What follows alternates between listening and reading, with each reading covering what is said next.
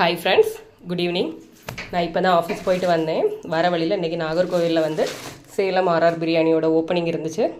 ஒரு பிரியாணி வாங்கினா ஒரு பிரியாணி, 2 பிரியாணி வாங்கினா ஒரு பிரியாணி ஃப்ரீன்னு சொன்னாங்க. நான் 2 வாங்கலை, 1 தான் வாங்கினேன். பயங்கர ரேட்டுங்க. ஒரு பிரியாணி 260 ருபீஸ் சொல்லிட்டாங்க. சரி, இருந்தாலும் பரவாயில்ல, சரி போயாச்சு அப்படின்ட்டு வாங்கிட்டு வந்திருந்தேன். ஆக்சுவலாக இது அல்வான்னு நினைக்கிறேன். அப்புறம் ஒரு தயிர் பச்சடி, ஒரு கத்திரிக்காய் பச்சடி, அப்புறம் வந்து இதில் ரைஸ் இருக்குது. குவான்டிட்டி நான் இன்னும் செக் பண்ணலை.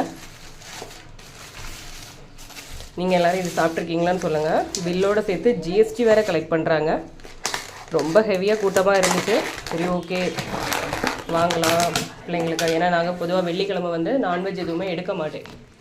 ஸோ இன்றைக்கி சரி ஓகே ட்ரை பண்ணி பார்க்கலாம் அப்படின்னு சொல்லிட்டு தான் பசங்க ரொம்ப நாளாக கேட்டுட்டு இருந்தாங்க. அதனால் வாங்கிட்டு வந்தேன்.